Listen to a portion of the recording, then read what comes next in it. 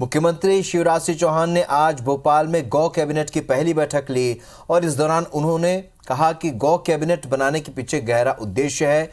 CM Shivraj Singh ने पर्यावरण के संरक्षण, स्वावलंबन और आत्मनिर्भर मध्य प्रदेश के लिए गौधन को जरूरी बताया।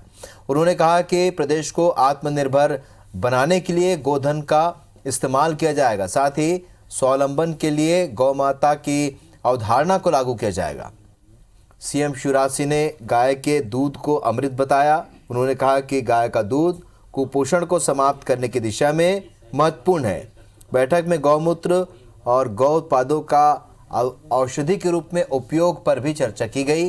सीएम शिवराज सिंह ने कहा कि गंभीरता के साथ गौवंश के संरक्षण और संवर्धन पर काम किया जाएगा।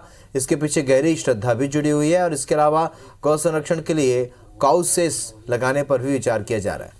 मुख्यमंत्री शिवराज सिंह चौहान ने इसके भी संकेत दिए।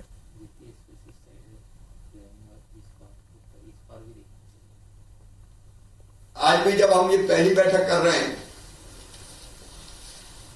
गोधन के संरक्षण और संवर्धन के लिए मंत्री परिषद की, तो मेरे मन में आस्था और श्रद्धा का भाव तो है ही, लेकिन मैं ऊपरी तौर पर भी देखता हूं तो तीन बहुत महत्वपूर्ण चीजें, आर्थिक स्वावलंबन की या आत्मनिर्भर मध्य प्रदेश बनाने के लिए जो हम प्रयास कर रहे हैं, उसमें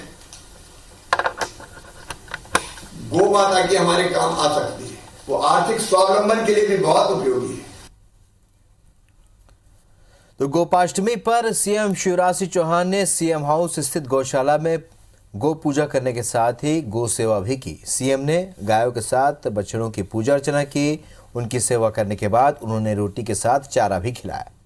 सीएम ने कहा कि आज ही के दिन भगवान श्री कृष्ण और बलराम जी पहली बार गायों को चराने के लिए जंगल में निकले थे।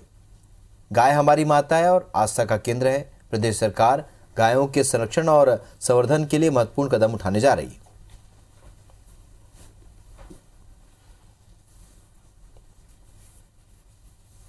गाय हमारी श्रद्धा और आस्था का केंद्र है, लेकिन केवल श्रद्धा और आस्था नहीं, आत्मनिर्भर मध्य प्रदेश हम बनाने जा रहे हैं। तो आर्थिक स्वावलंबन का एक पाया भी गाय बन सकती है। एक कुपोषण अगर दूर करना है तो गाय का दूध अमृत का काम करता है। इसलिए हमने अति कुपोषित बच्चों को दूध देने की व्यवस्था की है। हमारे सहयोगी सुधीर दंडोतिया सीधे इस खबर पर हमारे साथ इस वक्त भोपाल से जुड़ गए। सुधीर, कमलनाथ सरकार ने गौशालाओं का निर्माण कराया था और कई जगहों पर यह निर्माण कार्य शुरू भी हो चुका था, संपूर्ण हो चुका था। वहीं इससे एक कदम आगे बढ़कर सीएम शिवराज ने आज गोपाष्टमी के दिन से दिन भर गौ सेवा के साथ शुरुआत की और गौ कैबिनेट पर जाकर पहली बार एक बड़ी चर्चा भी की है। तो इसे किस तरीके से देखा जाए? क्या ये सरकार अब पूरी तरीके से गायों के संरक्षण और संवर्धन के लिए बिल्कुल फोकस हो चुकी है? देखिए राहुल, बिल्कुल गाय के नाम पर सियासत जो है पूरे देश भर में हमने देखी है कि कई बार गाय के नाम पर सियासत होती है और गौ सेवा के नाम पर किस तरीके से वोटों की सियासत जो है वो हमेशा की जाती थी। पर लेकिन चुनाव में बाद में स्थिर होने के बाद में जब सरकार बनी तो उसके बाद में अगर गौ सेवा के लिए प्रदेश सरकार आगे बढ़ रही तो निश्चित तौर पर कहना कि एक सराहनीय कदम इसको कहा जा सकता है। और चुनावी घोषणा पत्र में जिस तरीके से गौ संरक्षण को लेकर जो बातें प्रदेश की सरकार की ओर से कही गई थी, मुख्यमंत्री शिवराज सिंह चौहान की ओर से कही गई थी, उस दिशा में प्रदेश सरकार आगे बढ़ती हुई नजर आ रही है। सबसे पहले गौ कैबिनेट का गठन किया गया था। आज अगर बात करें तो गोपाष्टमी के मौके पर मुख्यमंत्री शिवराज सिंह चौहान ने न केवल गाय की पूजा की बल्कि पहली बार देश के अंदर पहली बार जो गौ कैबिनेट बनाई गई थी उसकी बैठक भी ली।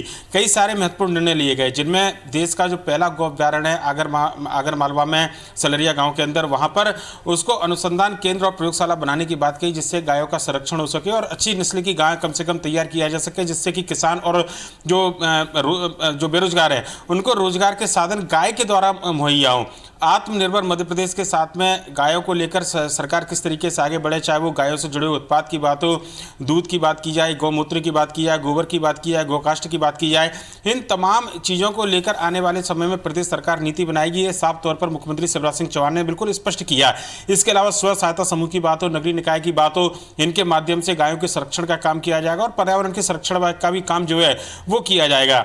ये प्रदेश सरकार की ओर से फैसले थे। पर लेकिन गायों के संरक्षण को लेकर और गौ धन के बढ़ोतरी को लेकर विशेषज्ञों की क्या राय है और गौ सेवा को लेकर काम करने वाले लोगों की क्या राय है, इस बात को लेकर फिलहाल एक बैठक जो है वो आगर मालवा में जा रही है, जहां पर पूरे देश भर से अलग अलग क्षेत्रों में खासकर गौ सेवा को लेकर काम करने वाले, पर्यावरण को लेकर काम करने वाले जो विशेषज्ञ हैं, चाहे वो साधु संत हो या फिर कॉलेज या कृषि और पशुपालन से जुड़े हुए जो लोग हैं, उन तमाम लोगों के साथ में मुख्यमंत्री शिवराज सिंह चौहान चर्चा कर रहे हैं और जो निष्कर्ष निकल कर आएगा उसको आने वाले समय में मध्य प्रदेश सरकार अमल में लेकर आएगी।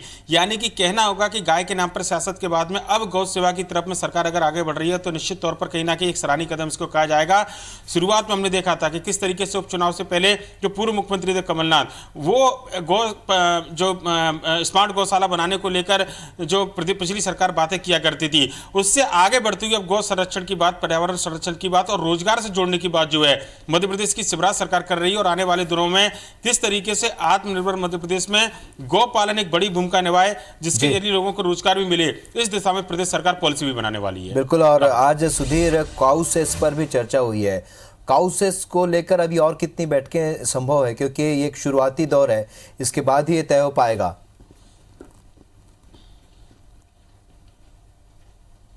देखिए पुनीत, अगर बात करें तो पशुपालन विभाग के अलावा सरकार ने कई सारे विभागों को जोड़ा है। लिहाजा उन विभागों के साथ में अगर सरकार गौशाला खोलना चाहती है, पशुपालकों को राहत देना चाहती है और स्व सहायता समूह या नगरीय निकाय के माध्यम से गाय संरक्षण का काम करने चाहती है, तो इसके लिए निश्चित तौर पर कहीं ना कहीं राजस्व की जरूरत जो है प्रदेश सरकार को पड़ने वाली है।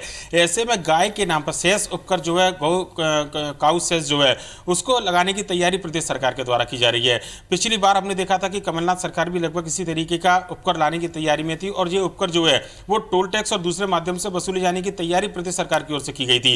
पर लेकिन मध्य प्रदेश के अंदर राजस्व की जो सबसे बड़े केंद्र है, खासकर अगर बात करें चाहे वो पेट्रोलियम पदार्थ हो या फिर वाणिज्य कर से जुड़ी हुई जो उत्पाद हो, जिनमें शराब भी शामिल रहती है या फिर दूसरे जो उत्पाद हैं जिससे सरकार अपना रेवेन्यू जनरेट करती है, उनको लेकर प्रदेश सरकार ये विचार विमर्श कर रही है कि यहाँ पर अगर गौ सेवा को लेकर कुछ पैसे या कुछ रुपए का उपकर लगाया जाता है तो इससे होने वाली आमदनी को उसको गौवंश के वृद्धि के लिए, गौ सेवा के लिए, गौ संरक्षण के लिए उसका उपयोग किया जाएगा। स्वरूप क्या रहेगा, प्रारूप क्या रहेगा, ये तो कैबिनेट में जब फैसला होगा उसके बाद ही स्थिति स्पष्ट हो पाएगी। पर लेकिन संकेत साफ दिए कि प्रदेश सरकार गौ संरक्षण के लिए पूरी तरह काम करेगी और उसके लिए अगर धन जुटाने की आवश्यकता हुई तो निश्चित तौर पर कहीं ना कहीं सेस के माध्यम से जो है वो राजस्व की संग्रहण का काम भी जो है वो प्रदेश सरकार के द्वारा किया जाएगा। चलिए, तो आज दो अहम विषय, पहले तो गोपाष्टमी के अवसर पर सीएम शिवराज ने पूजा अर्चना की, गाय की सेवा किया और उसके साथ ही गो कैबिनेट की बैठक में कुछ अहम निर्णय हुए। गो काऊ सेस पर भी सरकार अब विचार कर रही है। इस चर्चा के लिए आपका बहुत बहुत शुक्रिया सुधीर।